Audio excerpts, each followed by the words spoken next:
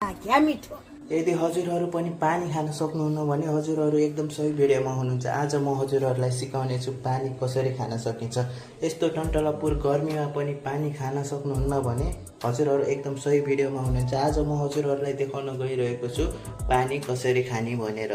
सुरुमा 1 बोटको पानी लिनुहोस्, त्यसलाई चाहिँ डिप फ्रिजमा राखिदिनुहोस् 5 मिनटको लागि चिसो हुनको लागि। पानीलाई फ्रिजमा 5 मिनटसम्म चिसो हुन छोडिदिएको छु र मैले 2टा कागती लिएको छु।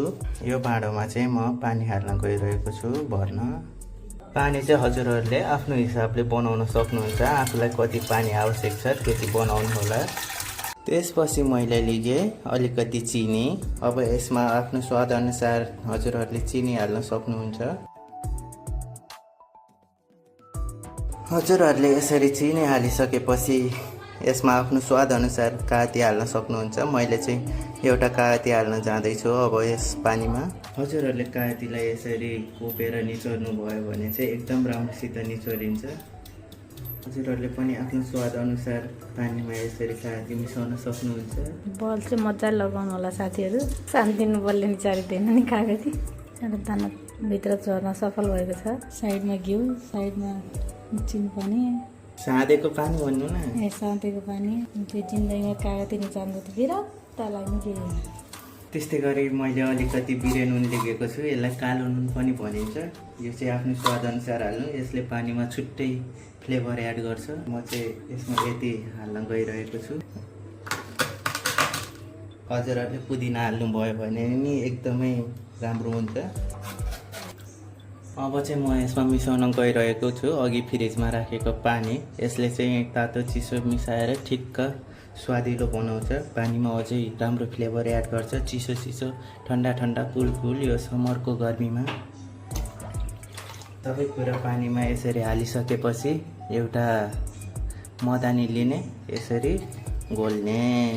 हजुरहरू पनि यसरी पानी बनाएर आफ्नो फ्यामिलीलाई खुवाउन सक्नुहुन्छ। समर टाइममा एकदमै बेस्ट हुन्छ यस्तो चटपटे पानी। अब चाहिँ म पानी सर्भ गर्न जाँदैछु। कतिखेर बेला भइसक्यो हामी सबैले खाना परिसक्यो आमाबालाई। अघिदेखि हातिनु भयो। आधी घन्टा भइसक्यो।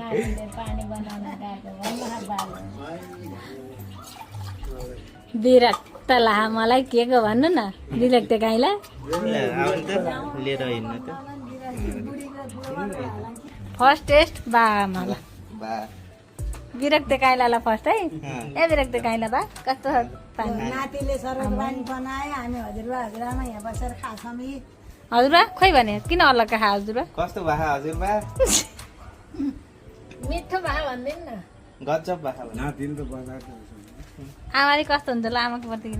आमा कति राम्रो। आमा साह्रै जोड छ जोड। बजारमा जान्छन् चिसोले एकछिन पोक खान्छन्। रोकिन रोकिन। हामीलाई त्यस्तो मन पर्दैन। होइन के पर्खिन्न यहाँ भएन के। सानी आएर छेक्दै गर्नु हो। अरू बजारमा ल फेरि ल 1 2 3 भनेपछि ल अब भन्नु। अरू बजारमा जान्छन्, पैसा ल्याउँछन्, कोक ल्याउँछन्, फ्यान्टा ल्याउँछन्, खान्छन्। बिरामी भाइ भन्छन् हस्पिटलमा गएर पसाएर पर्छन्। हामी त आफ्नो हातले नातिले बनाएर दियो मजाले खान्छौँ, केही पनि हुँदैन। क्या मिठो मिठो छ ल कस्तो छ भनिदिनु त। एकदम मिठो। खाँदै नखाइ एकदम बनाएर दियो भन्नु पर्दैन। हो अब चाहिँ भन्नु। छोरोले बनाएको एकदम मिठो। सानले भिडियो खिच्या थियो एकदम राम्रो। भिडियो के ल्याछ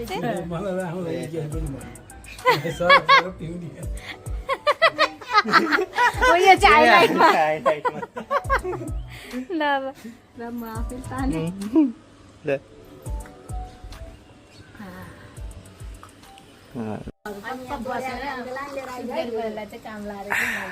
मिठो छ।